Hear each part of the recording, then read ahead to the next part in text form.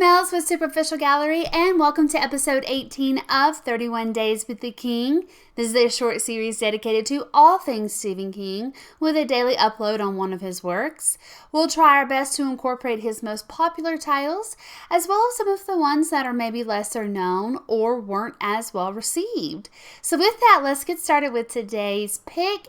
It is at the special request of Allie. So Allie, I hope you enjoy this dedicated video to you, and we'll be reviewing The Shining. Ooh. Here's Mellsy. Okay, I just had to do it. I couldn't resist it. So The Shining is, wow.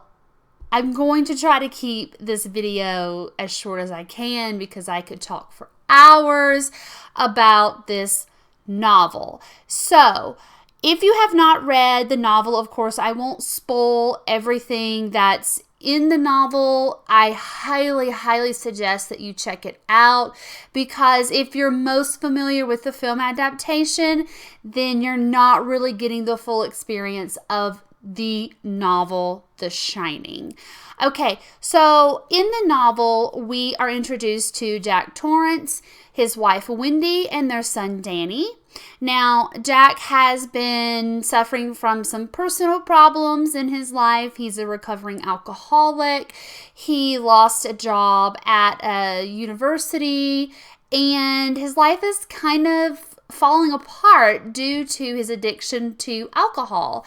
Now, the story is really, in my opinion, mostly about Danny and his love for his dad. So basically what happens is Jack decides to take this caretaker job at a resort called the Overlook, and they just need someone there to overlook everything. Hey, overlook at the Overlook.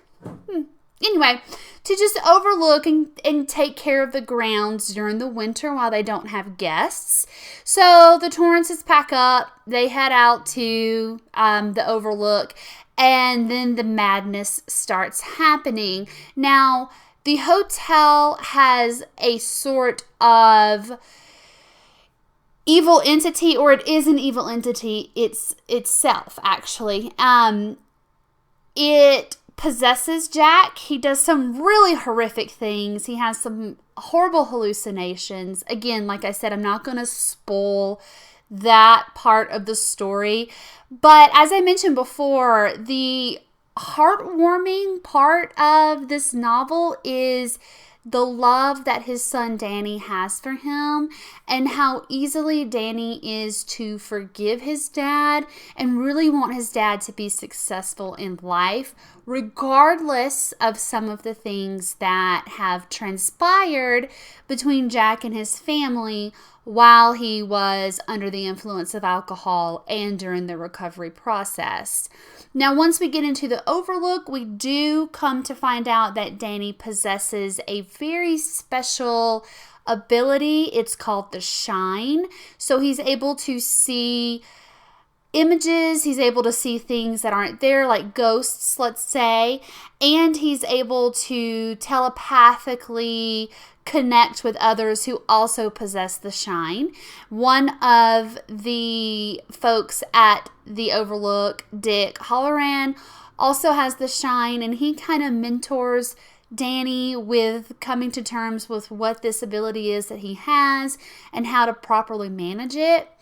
So again, the story picks up really rapidly, goes through the decline of Jack and his mental stability, and has a really nice ending to it. I highly suggest, again, if you are not familiar with the novel but more familiar with the film, that you actually take the time to read the novel. Now, moving along to the film adaptation, I am a Stanley Kubrick fan, so I myself do not mind the adaptation. However, I understand why Stephen King was not happy with the adaptation.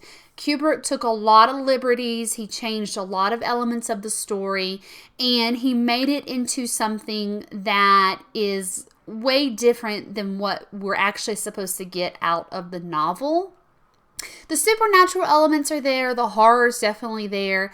They definitely explore into Danny's shine abilities, but I think the mark was missed on the relationship between Jack and his son. And that's where I feel like the adaptation probably fell short. And that is why Stephen King was not a fan of it. Now, it is regarded as one of the greatest horror classic movies out there. And of course, we understand why. It was really well done. Some more information on The Shining. It actually was a miniseries as well in 1997.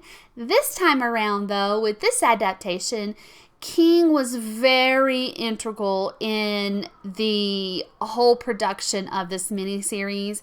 He closely monitored the making to ensure that it really followed the source material because he didn't want another thing like what happened with the film version to happen. He wanted something that was a little bit more true to what he had written in the novel, and who can blame him? Because, it is one of his best works that he put out. Funnily enough, there's also an opera that debuted in 2016 on The Shining, and I believe that there is a production out there coming out for a stage play of The Shining. So we'll be on the lookout for that. As we get more news on it, we'll be sure to update y'all. Again, this was at a special request, so thank you so much, Allie, for making this request.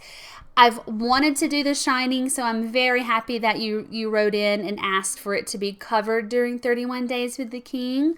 Now, of course, there are a couple of things I do want to show you about this book. It is a first edition, so it's well loved, okay? We'll tell you that. I really, really like the cover art, okay? And really with the cover art, you see that Danny is pretty, supposed to be a pretty important part of the story there. And I wouldn't be me if I didn't show you the photo in the back as well, which is one that I just find absolutely adorable. So here's Mr. King, presumably in the 70s. Okay, tweed jacket. The luscious black hair, the glasses, loved every bit of it. One of my favorite photos of him. I dig the vintage photos of him. Although he's aged very nicely, I have to say. So again, do check out this novel. Do check out the film if you haven't seen it, which I'm pretty sure a majority of people have watched The Shining. I don't know if you can actually find the miniseries anywhere. I was not successful in finding it to do a rewatch on it. I remember watching it when I was younger with my mom, but to be honest with you, that was several moons ago for me, and so a lot of it escapes my mind, especially because it was a miniseries and I might not have just been as into it as I was the film version, let's say. So that's it for my review on The Shining. If you have any requests, please be sure to send those in to us. You can comment that below. We'd be happy to do a special request for you and cover one of your favorite King works. You can also tweet me at MellsBells84 out in the Twitter sphere. And don't forget to subscribe to Superficial Gallery and hit the bell to get notified when new content is published. We do a daily upload, so be on the lookout for a new episode tomorrow. And I'll be back to haunt you then. Bye. Aww.